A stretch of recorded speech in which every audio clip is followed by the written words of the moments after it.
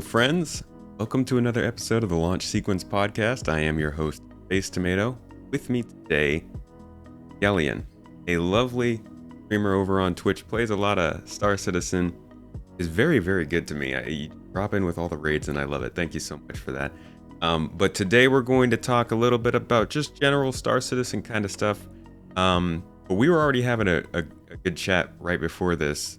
Get back into that. We were talking about Discord communities in general. Yeah, when I first came in here, I was just shocked at how big it was. I mean, I have no idea the history of the Discord, so, what were you before Star Citizen, I guess? Oh, it was... They didn't know me until I put on the Star Citizen. No, I literally, I didn't do anything before Star Citizen. Star Citizen inspired the whole Space Tomato thing. This community came Star Citizen, all that. So it's kind of...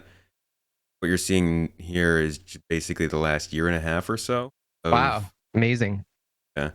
Very and good. it's been a lot of fun. But like I was saying before, there's a good balance between growth and size versus activity, and something that we're really looking to do now coming.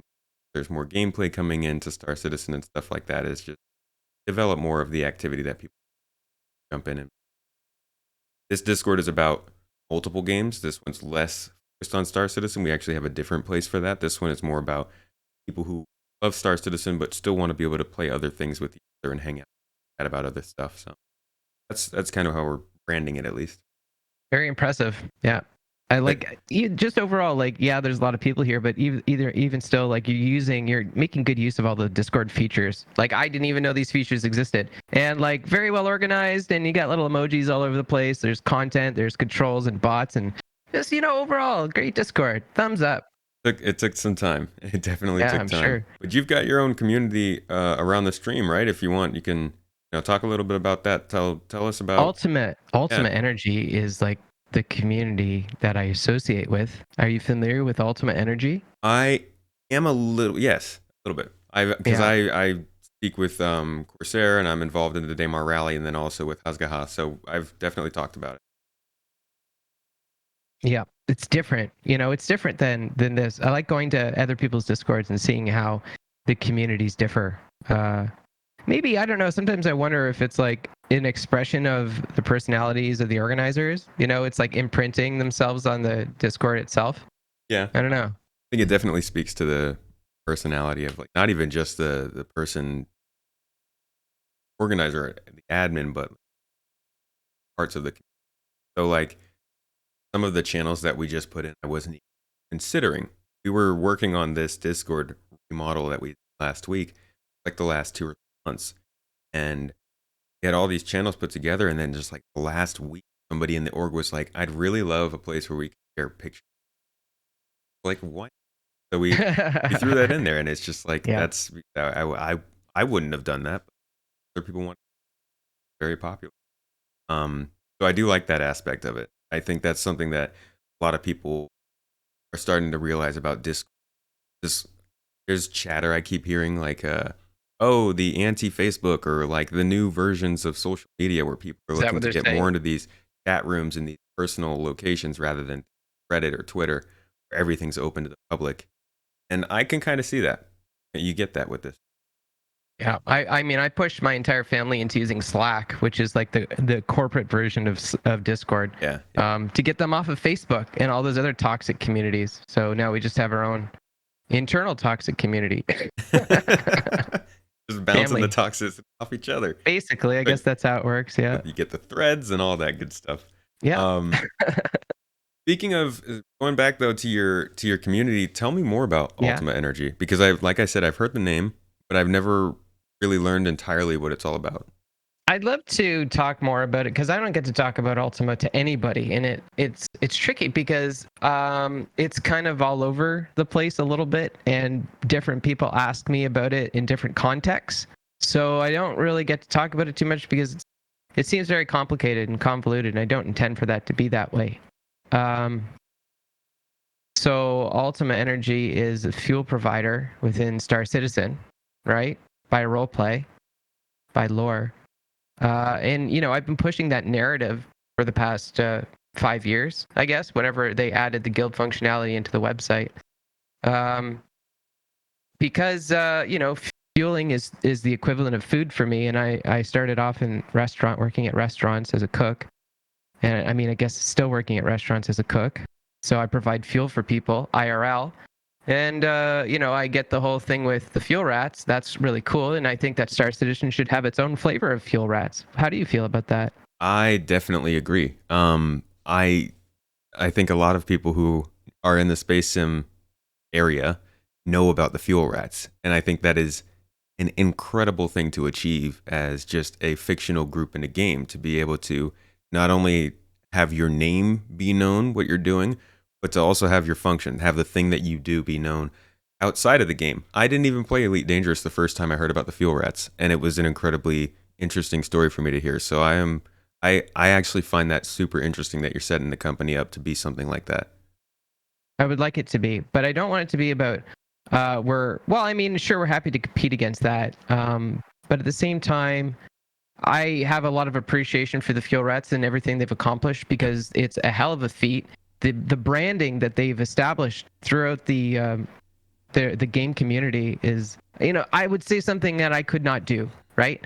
But either way, I like that what they're providing to people is literally food, right? Like people, Yeah, their ships get hungry, they go out and they deliver their food, and that's really cool. So let's do that in Star Citizen. yeah. I think that's actually, I would love to speak more about that because the there are a lot of examples of groups and individuals who want to start companies essentially in game, and Hmm. a lot of them live in the lore, like Ultima Energy, and I think a lot of people in the future who end up playing Star Citizen are going to end up working with a lot of these groups because while it's going to be cool to be getting missions from NPCs and going around and doing your own story based thing, the real dynamic play is going to be coming from all these players working together to do things. I So, hope so. I hope so. I don't see that future though. no. Like from what I've seen from Star Citizen and gaming as a whole, is like tribalism seems to only be increasing. People are becoming like reclusive within their communities. So and like the communities are just kind of self-sustaining, right? There's no interplay between the communities. So I don't know if they can achieve that through game mechanic or some other type of system. Hmm. But I mean, I hope for that future. I can't imagine what that would look like.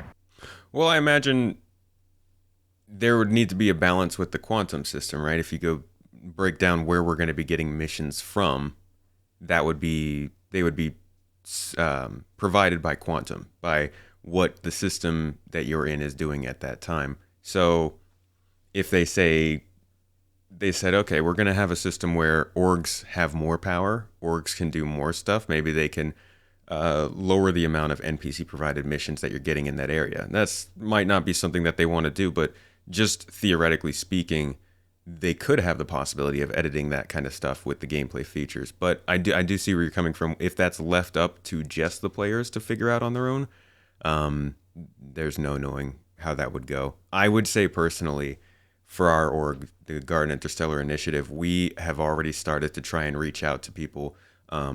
Ultima Energy is another group that we obviously want to be able to work with, but we are pushing for the ability for groups and orgs and individuals to be able to work together to actually maintain like a healthy community in Star Citizen. And I think there will be a good amount of people who are looking to make that happen as well. Yep, same here. And like that's why I want to push Ultimate Energy just being focused on one thing in particular Hmm. and not doing anything else. Just do one thing. I mean, the mechanic's not even in game yet still I'm Yeah. focused towards this one thing. And like anytime I always get people who are combat people coming by and they offer their orc services for escorts and stuff like that. Right. And I mean, that's what I hope for is a lot of that stuff. I hope Yeah. I can foster that. Yeah. That. I think you have a lot of people who are on board with that idea. Good. Good. And Glad to hear. so going further down that line of energy, obviously ships are like the main thing people are thinking about in terms of fuel and stuff like that. But when it comes to base building, is that something that you guys want to be really involved in too? Ooh, that's a good question. You talking to Corsair or something? Um, yeah, that might be the big thing. That might be bigger than anything else. I'm very closely paying attention to that and trying to stay on top of that. The real estate gameplay we don't know anything about yet, Right. and that is the ace up CIG's sleeve. Well, from our perspective, they might have other things, but they really haven't gone down the road of selling real estate to us yet, and all of the opportunities that are available there. So I think that will be where everything goes down, is who's got property in which places, because we're a fuel company. I'd like to refine our own fuel, right? If we could focus on that, we might have to store fuel on location, so we might have to have real estate for that. So I think about those things. Yeah, 100%. I mean, you guys are going to be extracting fuel, transporting fuel, probably refining the fuel, and using that as well. So that's going to be, and I think that's one of the coolest things about setting up a company, like you're saying, that's focused around just one thing. In many other games, your goal with that company would literally just be pulling something out of the ground and shipping it away. But with Star Citizen, the amount of scale that's involved allows you to go into that one thing that the company's based on, but find the 10 different aspects that you have to, you have to become a professional at to do them. That's a lot of fun. Yeah, I look forward to that. And also, United Earth Mining Corporation, UEMC, they're a huge org that just is mining. I'm in close discussion with them as well, like trying to see how, we can service one another. So that'll be exciting to see. Yeah. I really do hope that we start to hear more about what's going on with player organization stuff soon. I know that they kind of had some of that on the roadmap or on the progress tracker towards the beginning of the year, and it's been moved off a little bit as things will be. But that's a very exciting one and something that we haven't even discussed on the podcast yet. Orgs? Yeah, just in general, orgs, role playing in general, and all that kind of stuff. Because I think that there some people will listen to role playing or think of role playing and be like, no, I don't want to do that. But there are different levels to it, and 100%. Yeah. just the idea of working for an in fiction company is role playing, and I think every 100%. org is going to do that. So that's going to be a big part of the game. That's something I said to CR when I met him, is that I hope that we can automate role play through the game mechanic, through game systems. That's what I hope for. Like basically so that we're guiding players to do role play, but they don't even realize it, because community developed content is a way for sustainability in the game industry. So if we can keep a momentum like that rolling with role play, I think just overall we'd have a much more positive community. I have a question then. What do you think about what they're doing with the MobiGlas apps? How they are, instead of calling them their actual function, they're giving them all like in-lore names. I've seen different reactions to some of the names. What do you think of what they've done so far? I don't know if I've heard the names, so you're welcome to fill me in there. The Reputation app is called Delphi. Right. The currency Motrade. trading is MoTrader, yeah, and the new asset manager is going to be called Knickknacks.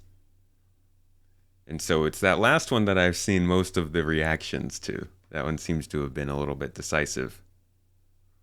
Yeah, it's just all role play. But what is like the concern that you've heard from people Oh, regarding people that? just thought it was a weird name for the app. My main question would be, I guess, would it be a problem if people don't know what the heck these names mean? I mean, if they're just like, I don't think so. if they go into the game and the tutorial is just like, open your Delphi app, and they're just like, what? I think I've seen that before in other games, though, and Yeah. it does create confusion. But I think at the end of the day, it all boils down to iconography, Right. because that's what your brain's gonna recognize before a What you word. see on the screen, yeah. And I think their iconography could be improved by a little bit. So there's room for A improvement. little bit, yeah. I think we've all been waiting very, very hard for the UI overall to start to blossom, and we've seen signs that they know what they're doing with that. So I don't think Oh, we should be worried. and it's iterative, and like they got ridiculous deadlines and a whole bunch of managers, and they're like, it's an innovative project, and they got like so much just nonsense everywhere. Like if they do anything wrong, they get blasted on Spectrum or on Reddit or on Twitter or on game websites, fake news websites, whatever, you know? I will say So that like, I yeah, will go say ahead. that sometimes they maybe don't choose the best way to do certain things, but also a lot of times something will come out. There will be a lot of like anger, like what you're talking about. People will start spewing stuff, and then it'll be clarified a little bit more, and people will be like, "Oh, okay, oh, right, that makes more sense." I think a lot of people forget that this is a game in development, and the things that do end up getting changed can always be changed later down the line. Granted, a lot of it is being put in place to be solidified. There is a way to provide feedback. Yeah, and and a they lot of do. They times, definitely have that. yeah. But you touched on just all the stuff that they have going on in this game. And we Yeah. were talking a little bit earlier last week about what other games we like to play. What other games are fun to us? And we both kind of, we were both kind of like, well, eh. Um, before Star Citizen, were you playing a lot of other games? uh, yeah. I had a real addiction to Kerbal before I got into Star Citizen. Kerbal? Kerbal Space Oh, Program. yeah, yeah, Yeah, yeah. Okay. heavily addicted. That's a time Kerbal's one of sink. the. It's what? I hear it's a time sink. It's like a slot machine because you build your rocket and then you hit the go button and then something will go wrong and you go back. It's just this one little thing and you fix it.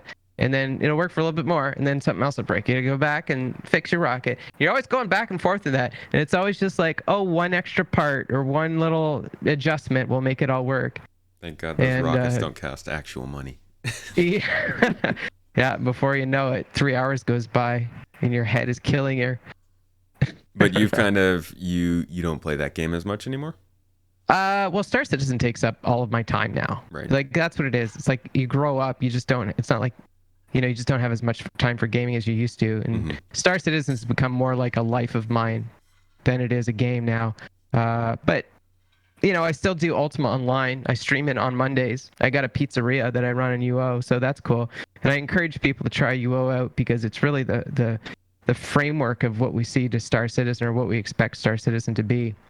Like it all kind of comes from Ultima because that's the origin system, right? Mm-hmm. Origin systems came from that. So Right, yeah. I recognize. I mean, I don't know. I've never been an MMO player. I don't. oh, okay. Yeah, I don't know Ultima, Interesting. but I do. I know the name, and I know it's an important game. I know that much. Yeah. So, explain a little bit more what you were saying. Ultima shows a lot of what Star Citizen is shooting to be. Yeah. Yeah, yeah. Like I mean everything I would say. I think I don't what's not in Ultima that is in Star Citizen and vice versa. Uh, Spaceships. Pretty pretty what? I don't know spaceships. I actually don't know what kind of a game Ultima is. Is that a fantasy?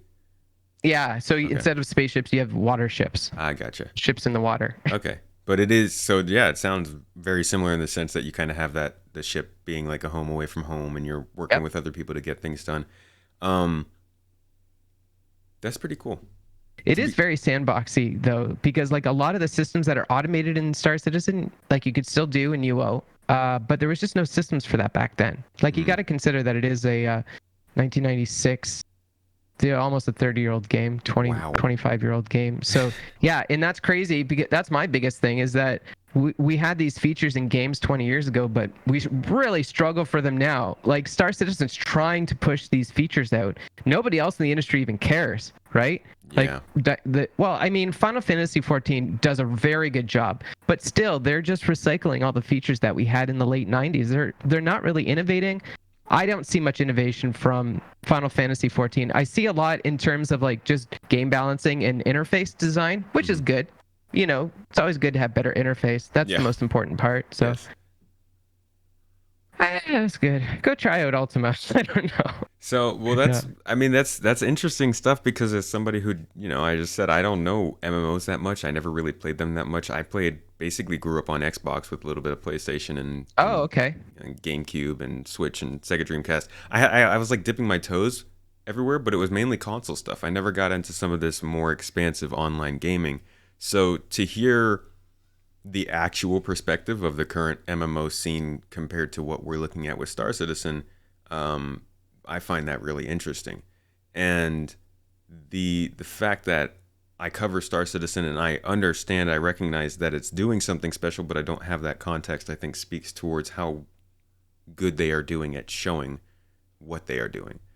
Yeah. That being said, why is it that so many people still seem to just not understand it or not see it or not notice it? A lot of people still think that this game is just another casual, going nowhere game that's stuck in early development. They're not doing anything special. But as soon as people hop into the game, they go, "Oh, wow! Wait, this is really cool. This ship is really cool. I like that I can walk around here and see this and talk to people here." And I'm just wondering, do you have any opinion on where the disconnect is there? Is it just people closing their eyes and plugging their ears and not wanting to hear?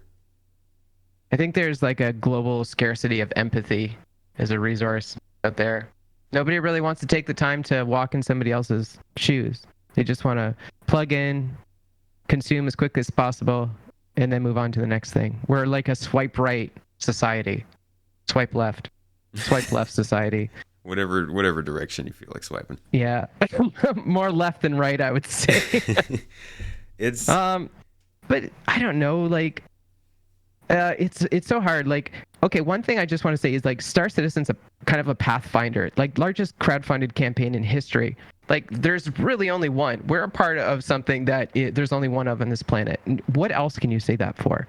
Like, really, to fully grasp what Star Citizen is, you have to consider its place in history. Like, it's so unique, right? It's maybe there's going to be more Star Citizens in the future. I mean, there is a lot more open access, early stage development games now since Star Citizen comes out, but at this scale, never happened before. right. So I think that's super important to note. I to constantly consider. forget that. Yeah. Yeah, 'Cause exactly. And most people do. They don't realize that. They think it's just another game, Yeah. but this is a piece of history. Because early access has become something that is so common now, but early access is not the same as any form of open development. Now, you could be playing in an early access game and have no idea what's coming down the line. Therefore, you can't comment on what's being done in the game. You can't comment on where the game is going.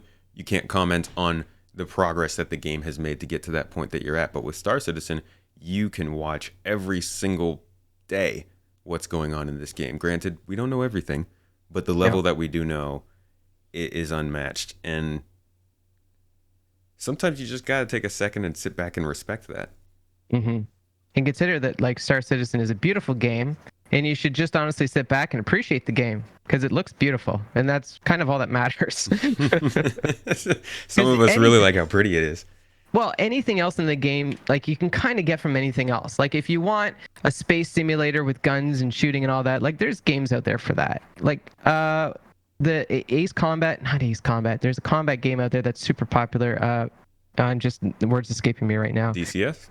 Yes, DCS. Thank you. Mhm. That's got great airborne combat systems. So, if you really want that to the best of its ability, then that might be the place for you. But like, Star Citizen is a very innovative project, and they're really just trying to push the bounds that nobody else has the balls to do. Mm-hmm. Yeah. People have made these comments over and over the years. And a lot of times I think the first reaction you get from people when you talk about how excited you are about what Star Citizen is doing to push the envelope, the first response you get every time is, other games do that.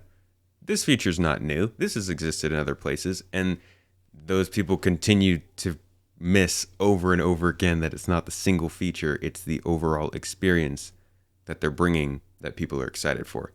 And the features will come. Yeah, the features will come. And they're proving that they are coming. I mean, they've been slow, but we're starting to see finally in what I've been loving to call, I'm hoping to coin the term, phase 4 of Star Citizen development. We're seeing a lot more of these sort of forward-facing kind of actual player-oriented features coming online. So I like that. I don't think it should be called phases. It should be called eras. Like, eras. what was the second era of Star Citizen, or the second phase of Star Citizen? That was the period when that was after the initial crowdfunding period, but before 3.0. So it was kind of like when everything blossomed and grew really, really quickly. So phase 3 would have been 3.0? Yeah, 3.0 up until about 313, 312. Like when everything started to shift more towards these sort of like, you got features like the iCast system coming on, which is bringing persistent inventory, the planetary tech has reached the first version, so we're starting to see more innovation there. Things like quantum coming online, server meshing is being done. Those kind of like the big ticket things are what's kind of defining this sort of era for me. I But agree. I think Crusader is the beginning of a new era. yeah, yeah, it's definitely starting to show. And again, like I was saying, I feel people kind of are missing the idea that all of this stuff being brought together is what makes Star Citizen special. It's not necessarily that they're doing this is something that I've been bringing up a lot recently. The physical inventory thing. I don't know if you've seen it, but there's starting to be some pushback, right? About Mm. the idea that there shouldn't be some sort of persistent inventory where you can lose your stuff. People are saying it's Mm. going to be too annoying, it's going to be complicated. And you're like that's not the feature. You don't focus on that. That's not the feature. That's not what they're going for. It's an experience that they're trying to sell. This is a feature that's been in other games before. It's not anything new. It's in combination with the other stuff that builds what Star Citizen is supposed to be, and that's what people have signed up for. That's what people funded to $300 million. I mean, if we Yeah, wanted one of the other casual things that people were playing, it never would have raised this much money. that's right. They were selling dreams, big things, big tickets. I Right. played No Man's Sky last night for the first time. Have you played that? Yeah, actually, I started when that first came out. When it first came out. So I lost my NMS virginity last night. And I gotta tell you, that game is hard. I was not expecting that. It just picked me up and threw me right on the ground Oh yeah, and kicked me and punched me and did all that. yeah. It'll pin Very you on hard the game. it'll pin you on the ground and be like, you better learn this game quick. Yeah. Way harder than Star Citizen, I would say. Like, I found it was funny actually because I feel like Star Citizen is hard because of its bugs and it's like PvP, like, pirates, whatever. Yeah, People kill it's you just really easily. unpredictable. But in No Man's Sky, it's like everything is out to kill you and it's merciless. It doesn't, like, speaking of losing your persistent inventory, like if you don't store your shit, you lose it. Period. Yeah, So yeah. No Man's I don't Sky know. is a survival game. It definitely has a heart in survival. You can like straight up spawn into the. You can be like, okay, I'm gonna turn on permadeath. I'm gonna turn on one life, and I'm gonna turn on max difficulty. Start me out, just give me something to do, and I'll figure it out. And then the game will go and throw you onto like a toxic planet with with Yeah. limited oxygen, and it's just like figure it out. Yeah, that game can be hardcore. That's fun. I like that. I like hard games. Um, I don't think people should be afraid of hard games. Real life is hard. You have to work for it. Yeah, I was reading. I'm not going to be able to bring it up right now or remember exactly what it was, but I was reading an article recently about game difficulty and how it's changed over the last couple of decades. Mm. How we've gone from being very open to trying out different ways of restarting, trying out different ways of dying, versus now when you get to a certain point in a game where people automatically just want to wipe their progress and go back to a save point and start. Like nobody really wants to make a wrong decision and then play it out and see how it goes. And Mm. that's something that I think is more popular in the immersive sim genre. Things like System Shock or Deus Ex, games like that.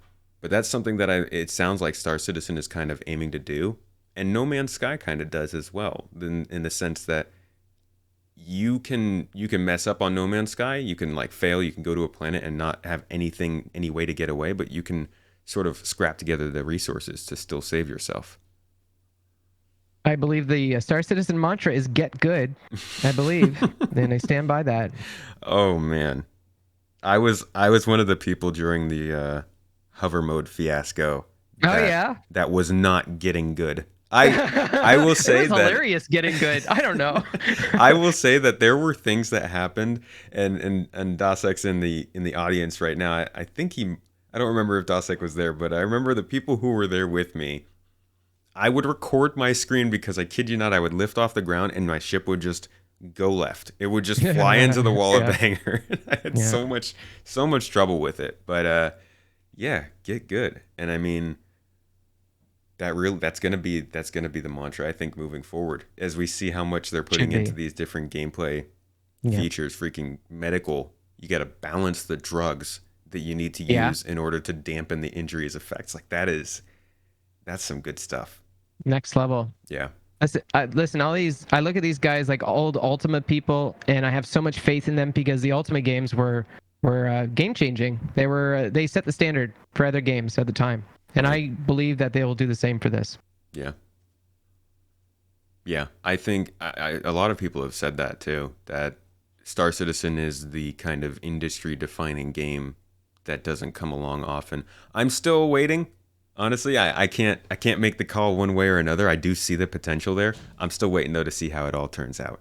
I think Squadron 42 is going to be the real big kicker that decides it. Yikes. I'm Um, terrified for that. I almost don't want it to come out because it's just like nobody's going to be happy. Nobody's happy. Everyone's miserable. They hate yeah, things. They're just going to yeah, rip it apart. I don't want to see it get because I know that's Chris Robert. No matter what, it's Chris Roberts' baby, and he's worked on that forever. And he's put that's it. It's his legacy after that. You know, that's the end. So I will love it regardless, but other people won't, and that'll hurt me. I think that'll be. I mean, a good game is a good game, though. I think even no matter what, no matter how much uh, hate or negative coverage or just like absurd happenings that have surrounded this game's development, I think if Squadron 42 comes out and it's a good game, it will get the respect it deserves from the industry. Maybe not from like the people, because for some reason the people have decided they hate this project, but from the I don't know what industry. it is. But I hate it.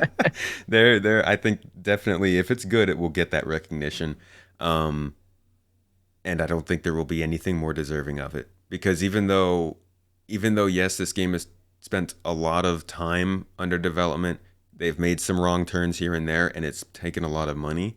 The amount of hard work, passion, and love that's been poured into this game, just from what we can see of the developers, is enough to hope that it really does succeed. Not to mention what it's going to do to the industry. I hope it does something to the industry because I'm pretty disgusted with the industry.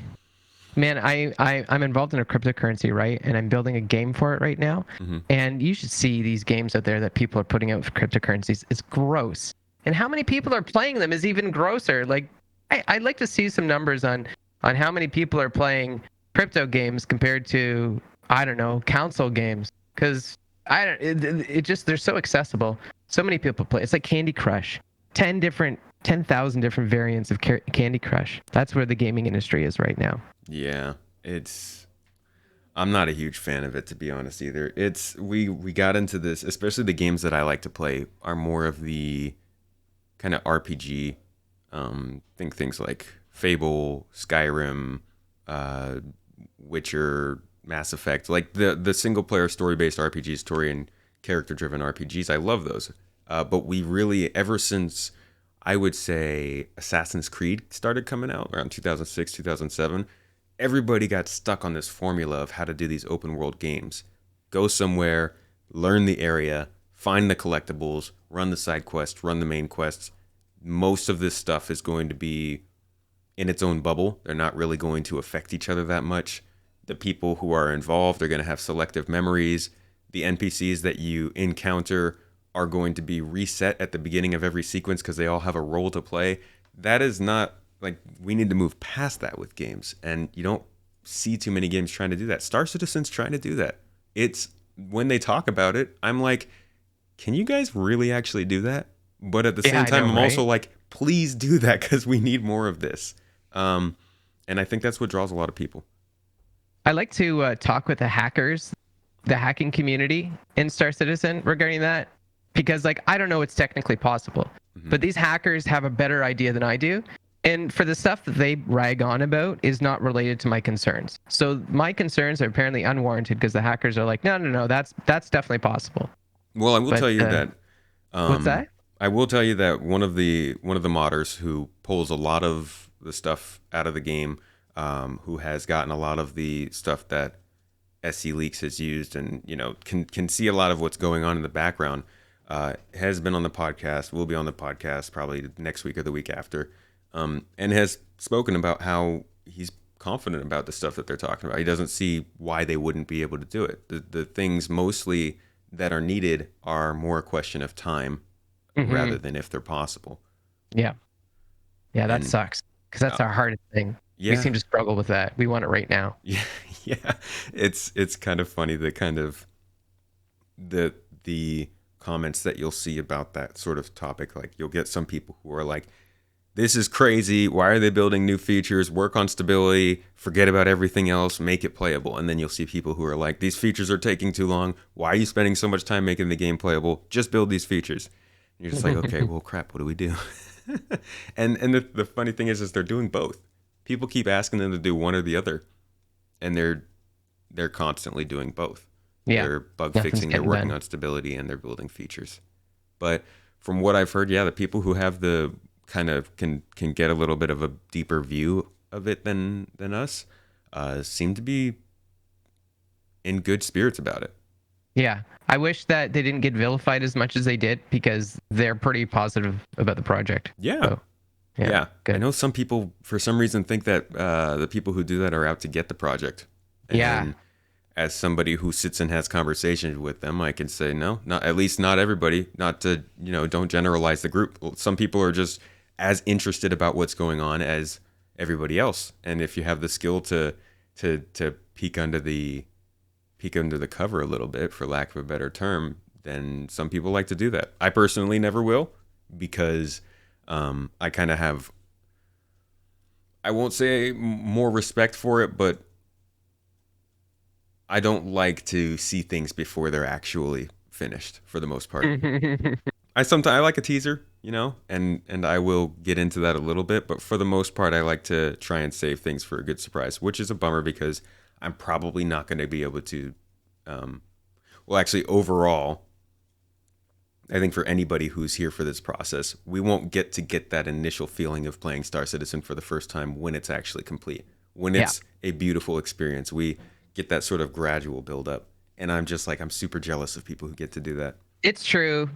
It's true. It's a sacrifice, though. I'm so happy to make the sacrifice because like I love being in the trenches. It feels like I'm in the trenches of Star Citizen. I don't know if I actually am or not, but like talking with the developers and meeting the people like executives and stuff like that, and like all of these crazy like YouTubers and Twitch celebrities and talking with them, like it really feels like I'm a part of the project, and that to me is better than a surprise.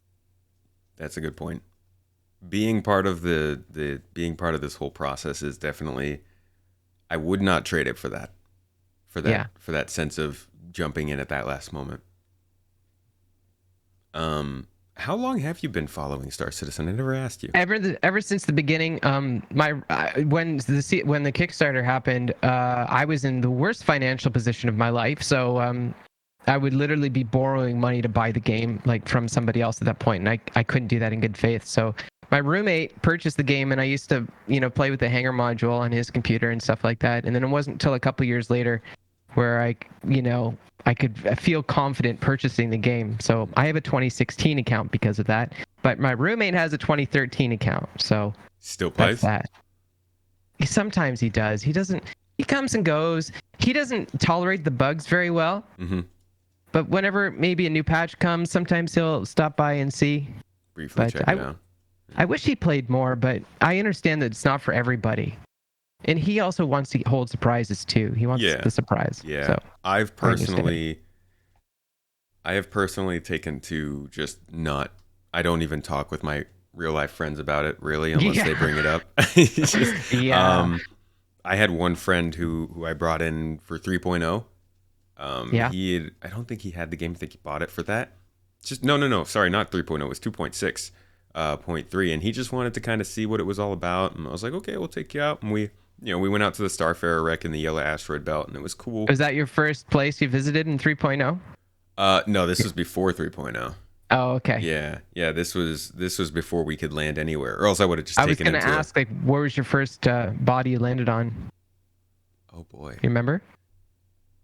Honestly, I don't. I No? probably Okay. Daymar. Yeah. Yeah, It was Daymar for me too. yeah, Daymar was kind of like the most. I always liked the look of it the best out of all Crusaders moons. Same. Like they do all their updates. I love just flying around. It's beautiful. Yeah. Oh my Like gosh, and the way Mars. it's changed. Wow. Totally. Yep. Big time. But yeah, I brought that one friend there, and like we played for a bit, and it was like, we talked, and he was like, yeah, it's cool. but then hanging in the air there was like, there's not much to do. No. Like it's not worth playing. And I was like, you know what? Like, just take some time, and I'll keep playing, and I'll let you know when it's worth coming back in. But But when 3.0 came out, there was no other games out there that allowed you a seamless transition from space into the surface of a planet. No Man's Sky was still a dumpster fire when 3.0 came out. So Star Citizen was the first. couldn't you at least fly from space to surface in No But it Man's wasn't Sky? multiplayer then. It Yeah, was still that's true. single player. Yeah, Yep. I remember that. But it That wasn't was long after before No Man's Sky caught up. It was like a month or two, I think. yeah, and now man, No Man's Sky. I mean, you just talked about playing that last night. Did you? I don't know if the new update's public yet, but did you hear about the new update? No. What's the new update? Oh man, it is probably the most interesting update I've seen for a Star Citizen fan. They're bringing in full settlements, so you can build and maintain the full settlements. You become an administrator of it. There's NPCs that act around it, all that kind of stuff. People can come land. You can build it together with a group. Okay, Um, so that is out. That's what we were doing last night. yeah. Okay. Yeah. How was that? So this is what I expect of No Man's Sky. This is my first experience. So I'm like, oh, cool. It's got base building. Maybe this is what Star Citizen will Oh have. man.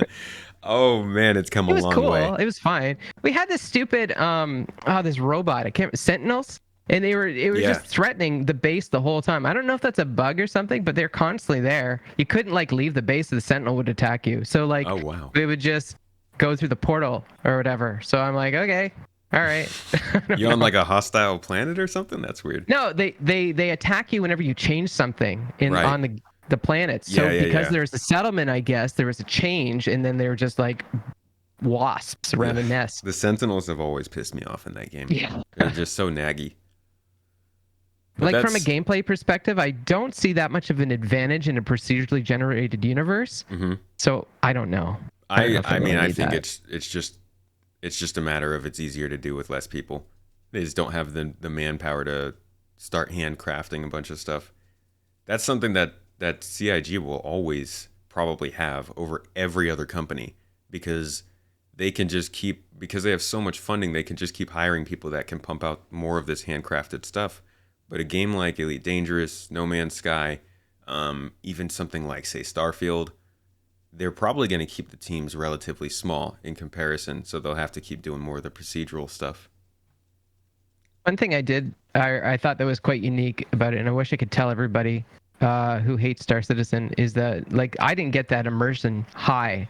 It's getting the immersion is a high. I feel it's just takes your brain away from reality, escapism, and I didn't get that sensation with No Man's Sky, and I had quite a few opportunities for it. So The graphics help I think with so. Star Citizen a lot. Yeah, I think so. Yeah, I will say that that started to happen a lot more for me after we got the volumetric gas clouds in space. Oh, I didn't yeah. think that was going to be like that was like a okay, we've been waiting a while for this. This is really cool. I'm glad it's coming in, but it's mostly visual. But that has had such a huge impact on moving around this game for me. Like I still fly into a rest stop and every single time I'm like, "Oh gosh, I want to see the clouds fly past." Or, "Oh man, I wonder like what color and what vibe it's going to be here." And we're starting to like now that they're looking at pyro and talking more about bespoke spacescaping and new asteroid packs, you're starting to see that all these Rivers, places are roads, magma. yeah, yeah, and everywhere's gonna actually be different. Nothing like that in gaming. Not really. Like you got Elite Dangerous, you got No Man's Sky. I don't know. Yeah. Starfield, are they going to do a good a job? Yeah, I mean, Starfield definitely won't be. I don't think it'll be in the same league. I think it I will don't think be. so. They've a never m- pushed out a game that's been in a good league. Hey, I personally I like Bethesda. I don't like all of their stuff, but I like what their company at least used to stand for in their games, and they say they're going more towards that again. So I'm Yeah. looking forward to it. Their games, Morrowind, hmm um, what was the other one? I forget the other Elder Scrolls game, Not but even not Fallout, not Fallout, no. right? Generally, Okay, their okay. Elder Scrolls games, the earlier ones, Yeah. and I guess Fallout New Vegas wasn't Bethesda, I don't think, but the older ones were really they also were about allowing you to do whatever you wanted and then reacting to that and creating a game around that, which is something that I'll always cheer for. So I hope they do that with Starfield. but I don't think that it will be as expansive because it's a AAA studio. They don't have the ability to put risky money towards that stuff. I think they'll probably play it safe. So we're looking at No Man's Sky, Elite Dangerous, Star Citizen, and like maybe if they add more features and stuff, we could see players like Starbase come in and take some of that market. But Star Citizen, I think, is by and far going to be the place to go for the most beautiful visuals and the best perspective. Well, Theaters of War looks interesting. Like if they get into the whole battlefield arena kind of market, that would be cool. Yeah. That could open up a lot, I think. And that's where all your players who keep talking about permadeath and inventory and don't want to deal with that, that's where they can go play on their off time. That's a great way to get 20 minutes of game time in, and they're probably going to use that as a way to market Squadron 42. I think that there's a lot just in the spaceships to get people hooked. Like the spaceships are beautiful. Yeah. Even if you're a Battlefield player, you're probably coming to Star Citizen and be like, wow, this spaceship's really cool. Or the tank. This tank is really cool. Yeah. So you could just hook. That's the thing about FPS games. I'm not really into FPS games anymore. Like I grew up, with Doom and Wolfenstein and then Unreal and Quake and all that. And it's all the same. Nothing has really changed in the past 20 years. So like I'm not going to just do more of the same. And I think that like the gamers now, the Battlefield players now in 20 years from now, they're going to be bored of FPS games. And then they'll like probably appreciate maybe Star Citizen because of all the other elements that are within it. Mm-hmm. Gateway drug. And if Star Citizen is like developing this method of playing where even if you are an FPS player, this game isn't an FPS, but it has something for you. So you could be an FPS player who is literally just a security detail for a salvage crew, right? You're not going in because you are fighting people. Yeah, you're going in because people need you. You're going to make money doing it, and you might get some gameplay out of it. You could be a combat medic. You could be a exploration security detail. Like FPS players have a place in this game. Farmers have a place in this game. Miners have a place. Pirates have everybody can jump into a team and play. It's just a matter of whether or not they can make it accessible enough to those people. And Theaters of War sounds like a big step towards that. You know what I think? This is just like theory crafting. Let me hear it. Lumberyard and WebGL, where you're playing Star Citizen through a browser, then you have like accessible to everybody at that point. That's something that was built in with Lumberyard. That's not available yet. They're offering Lumberyard for WebGL soon, so maybe within a year. But like whether Star Citizen will play in that kind of interface, probably not. But maybe in 10 years from now. That would be, yeah. Is that essentially like game streaming? Yeah. Yeah. Well, yeah, it would be. You're streaming the game engine. Yes. Right, into the browser. That would be incredible. Yeah. That's what I'm building my game in right now. Okay. I use similar technology to that, but out of JavaScript. So I see. Yeah, well, the more people they make it accessible to, and people keep talking about how this game needs to be optimized and all this stuff, like they know that. This game has to be able to be played on the majority of computers because they're going to have to bring in as many people as possible. It's already a niche game, so like they have to make it accessible to as many people as they can. I think optimization is something that we won't really need to worry about, especially with server meshing working. I hope it doesn't stay as a niche game because I think people are missing out. I understand Space Sim is not as popular as other game genres, but one thing I did want to stress, though, and I don't know if you've ever talked to Joe Run about this from the Yacht Club, but I don't like the word game. Every time I call something a game, I get this bad feeling in the pit of my stomach. Because like we're like generalizing these digital activities, the software. It's all software. We're not labeling them properly. Like, what is the difference between a simulator and a game? One has a game mechanic and the other doesn't. What's a game mechanic? I see. Well, I usually refer to it as a project whenever I'm talking about it. I try to at least. Yeah.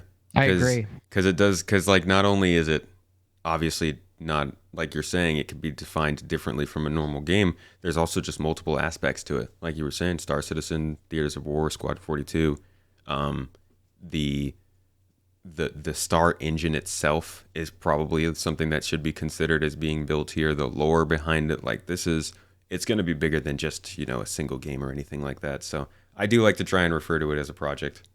Sometimes it slips though. I Yeah, call no, it a me game. too. I'm And sorry, like, Star Citizen. what's that? No, I said I'm sorry. I called you a game, Star Citizen. Yeah.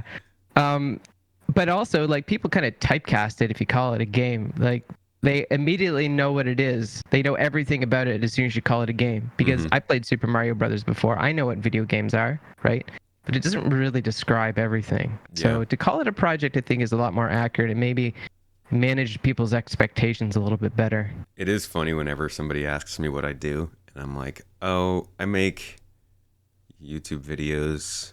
They're like, "What for?" I'm like, "A game." And they're like, "Oh, so you're like playing a game and yelling and all that stuff." I'm like, well, no, because I mean, covering Star Citizen is not the same as covering other games. All you Totally. have to do is look at the videos that people are making, and you're like, okay, there's more to cover here than just like what's the new best feature or what's the new Top Gun and stuff like that. Um, so yeah, I think the whole expectation that people get going into this when they consider it a game is probably also why people keep comparing it to normal games development cycles, saying that it's taking way Exactly. too long. Yeah, exactly. Well, in the context of software development, this is pretty normal. So Yeah. whatever. And I mean, it's also like there's nothing wrong with admitting that a company might have made some mistakes that make the Yeah, process take longer, 100%. because that happens all the time with everything. Like you said, with software, it's the same way. But like I've seen it in my work, I've seen it in other industries. It's not weird, and the fact that people focus so much on that, basically, how long it's taking and how much money it's taking. Um, I guess that just proves that it is different from other games because usually you don't hear that kind of stuff. I don't think I heard a single person talk about how Cyberpunk was taking too long. Yeah, yeah, that I remember that conversation It was for sure. like it was announced the same year as Star Citizen, Yeah. and it was taking the same amount of time to come out. And you would get article after article after article about Star Citizen, how it's taking so long. And I get that was because they thought that Squadron 42 would come out sooner, but the fact of the matter is that they were taking the same amount of time, and we saw what happened with Cyberpunk when it came out. Yep. Yeah, So I feel like they did like the community pressured them to release it though. That's what like I remember on the subreddit there was the occasional banter about release the game. there were there were some dark periods on the subreddit. And I mean, I love Reddit. I always choose Reddit over other mediums, but well, and I don't know. Yeah, it is what it is for Cyberpunk. It definitely it sparked a lot of anger the first two. I think it got delayed twice, and it made people mad. I was Yeah, personally of the camp of like, just keep delaying it until we need yeah. it. Just I said that please. about Final Fantasy VII as well. I feel like they rushed that too. So many games, and now they're doing the same thing with Halo. Are they? I mean, like, people will say they're not. They delayed the game by a year, but even now it's still coming with, a couple features that are going to be sorely missed. I'm not going to say the game is ruined. I'm not going to be all hyperbolic about it, but it is really it's a disappointment that I won't be able to play the game in co-op, at least for the first however many months. And we won't get off in that tangent, but just the idea that Hmm. games come out unfinished, and you can either choose for those games to take a long time, or you can choose to play them as they're continuing to getting patched. It's happened with No Man's Sky. It's happened with Cyberpunk. It's happened with Anthem. It's happened with a bunch of games. Let's not make that happen with Star Citizen. Well, the problem is like Moore's law applies to video game development. Like there's an exponential increase in complexity over time, and the only way to solve the complexity is by throwing money at it and time, because the project manager's triangle. So it's inevitable. Stuff's going to take more time until we get into the place where we have AI writing software for us. The human can only go so fast. But like that might happen in the future, where all of a sudden we just have procedurally generated software, and then all of a sudden Moore's law doesn't really need to apply with the complexity, and it could take less time to make more complex games. I'm wondering, like, what's going to be the holdback once we could do that? Like, what's going to hold us back from what's going to make games be limited then? Hardware, servers. That's pretty cool. I mean, Yeah. if you can build a really small game with so many options because of software. Like, we're looking at a game like 12 Minutes that just came out, all takes place in one room with one perspective. You could build a game with millions of possibilities with procedural software. You don't even need to make crazy beefy hardware to run it. That's really cool. Yeah, I mean, we have a lot of tools available now. Like I remember what game development used to be like 25 years ago, but and now like Unity, if you've ever worked with Unity before, it's like a Photoshop for video games. So, Hmm. man, the tools they have now, it's remarkable. Yeah, and that's I think one of the best trends of this last decade. I would say is that indie games and games that have been started by one person or two people, or even as big as the 10-person group, they can start to kind of match some of these double or even triple A games because of the tools that they have available to them. That's really cool. And Yeah. some of the stuff that I'm seeing from newer engines coming out, the Star engine that they're using at CIG, or Unreal Engine with some of the new technology that they're putting out, and I'm sure Unity with what they're currently working on. Um, I'm excited for, like you said, the gaming industry right now is in a pretty disappointing place. But from a Yeah. tech perspective, it is so exciting. And I It's really hope that what used to make the game industry good, or at least what still does in some areas, but what I really, really love from like that period of like 2005 to 2012, I hope that comes back. And I hope we start to see more innovation using these 2005 to tools. 2012. Yeah, those were the good years for me, specifically '07 and '08. That was when we were getting original games like the first Assassin's Creed, the first Mass Effect, um, Bioshock, uh, the newer Half-Life game. We were seeing new concepts and ideas come out, and I was just like, it was great. It was awesome. You could get a new game every single year and put hours and hours into it and not feel like you had to spend more money. And I just don't really see that much anymore. So I I hope look back. that. Oh, go ahead. Go ahead. Brains before beauty. That's all you go. What?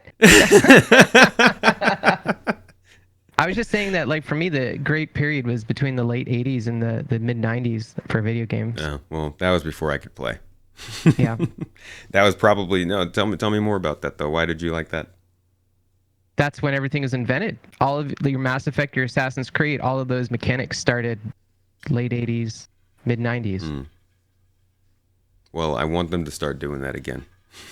It's hard. Well, I don't think we can. I think it's like, there's a word for it. It's like climax. There's a better word, but denouement. Anyways, like, we're still playing the same games. Nothing has changed the past 30 years. Mhm. Like, you look at those games they add on the RSI website to unlock forum badges and stuff like that. Like, those are just like Atari games pretty much. Mm-hmm. And like, they just take that, skin the interface, and put it as a mini game within the game. And that's the stuff that keeps us into it. So our brains are really triggered by certain patterns, and we've already kind of exploited those patterns. What else can we invent? More complex ways to exploit those patterns. Maybe. Yep. Well, when you look at Star Citizen, do you see a change? No, not for the most part. What I see is immersion through graphics.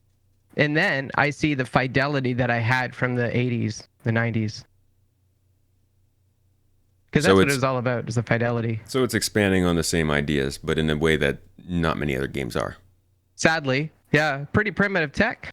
Like, that's what I'm working on right now in my own game, is I'm just trying to focus on the fidelity itself. Just that.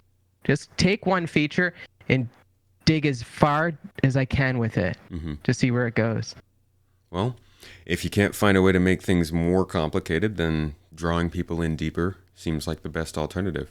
Maybe. At least it creates kind of a new experience. And I think that's what it's all about. It should be about experiences. And there's really a moment, I think, when everybody kind of is playing Star Citizen and gets that. I hope they do. If they're not, they're missing.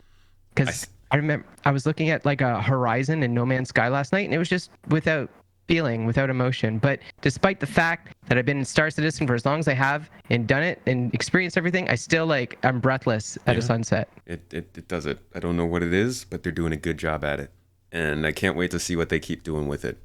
But that I think that's a pretty good place for us to stop for today. This has been a fantastic talk, though. And do you have anything else that you wanted to add?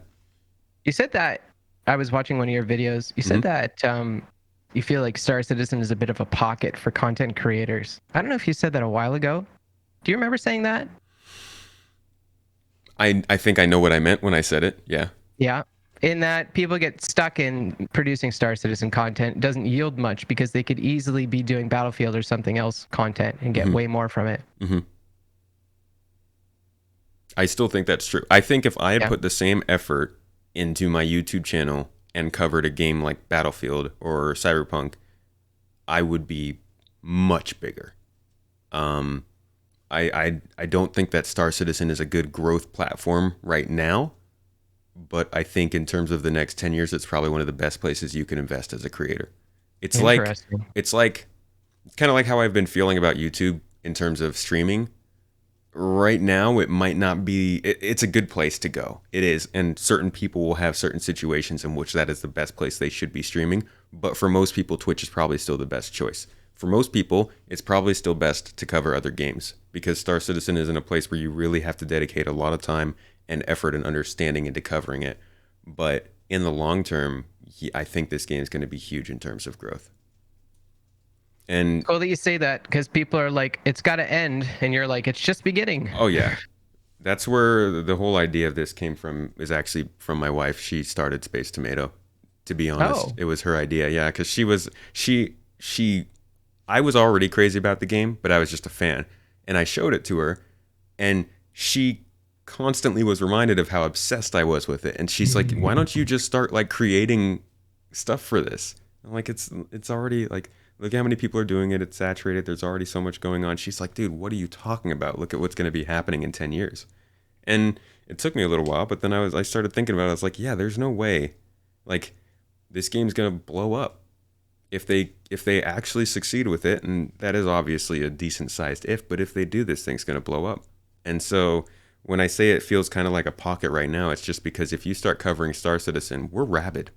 We want more Star Citizen. You're not hmm. going away. Like, um, everybody notices it. I've seen plenty of other creators talk about it, but it's a good pocket to be in still if you're in it for the long run.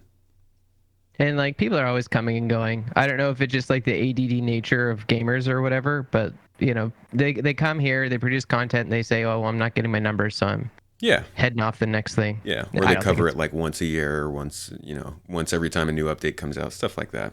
and that only works in our benefit because it's those people that tend to have the ginormous communities and they expose Star Citizen. Then we Yeah, all get to reap those rewards. yeah. And they get a taste. They wet their beaks. They want more. And they come find us. GTA is the best game ever.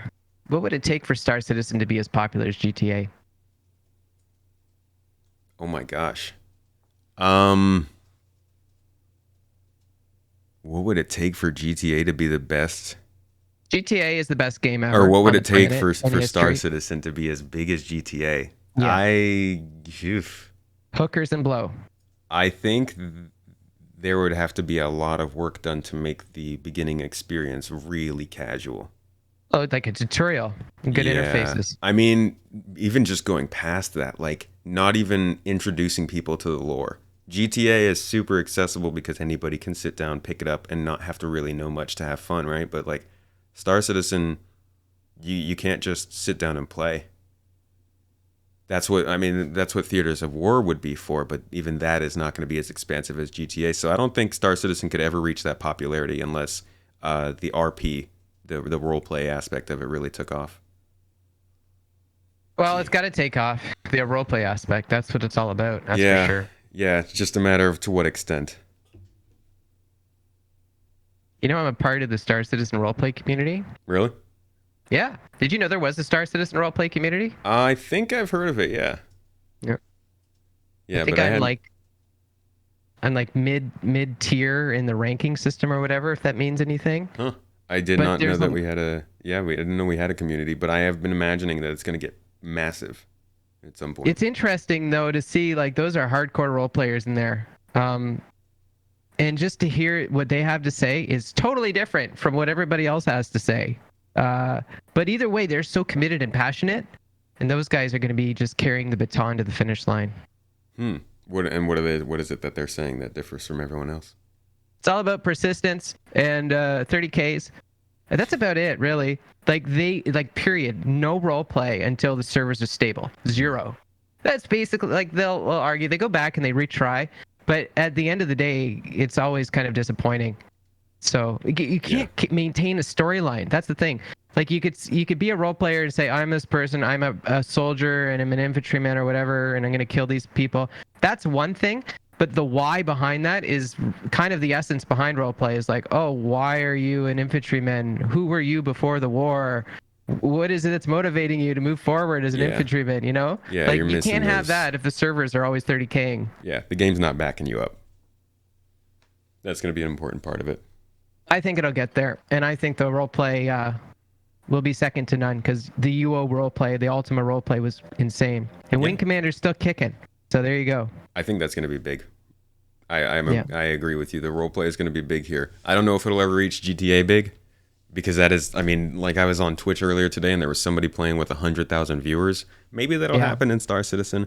I don't know. I do think that Star Citizen will at some point be a front page game on Twitch. Maybe not like the first row or anything, but I think it will be a very widely streamed game. Maybe not consistently, but during the new updates and stuff like that. But I don't know if it'll ever be top game in the world kind of thing. It's just, yeah, I don't know. I don't really see that. I don't see it having that sort of mass appeal. And I mean, I have a lot of respect for GTA. Like I played GTA 1 when it first came out, and I've been following it ever since.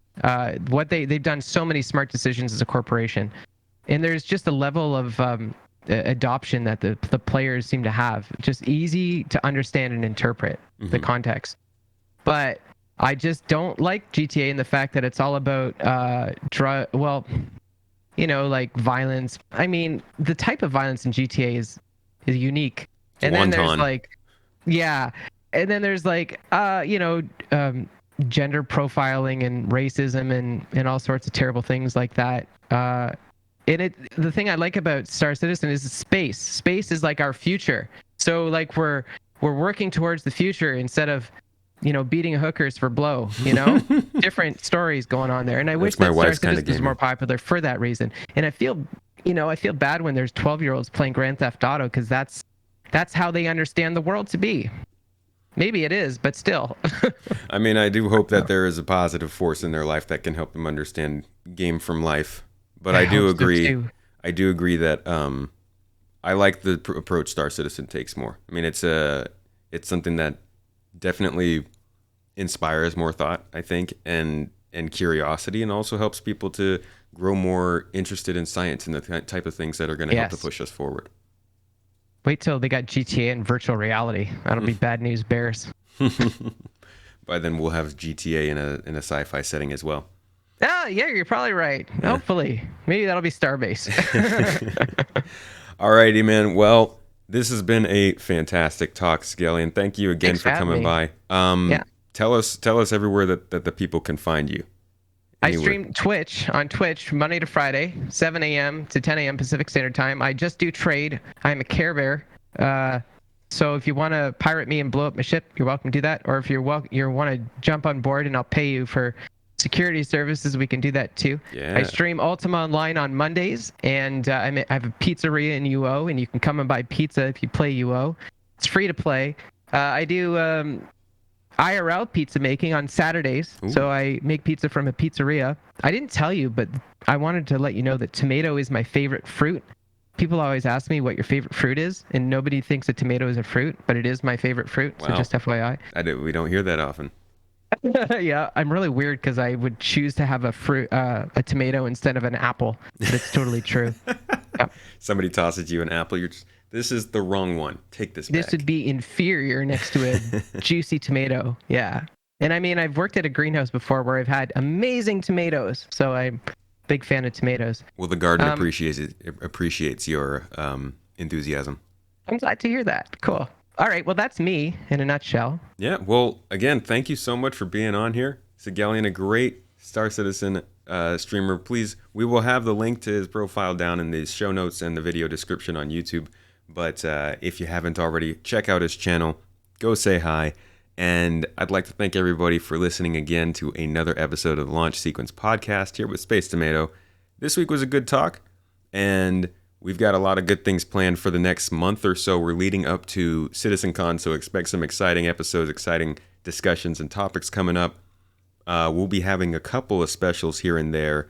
Another giveaway going on over on Twitch, where I'm actually just now getting a partnership. So definitely make sure to go check that out. Congratulations. Thank you so much. Well deserved. Yeah. Thank you. Appreciate it.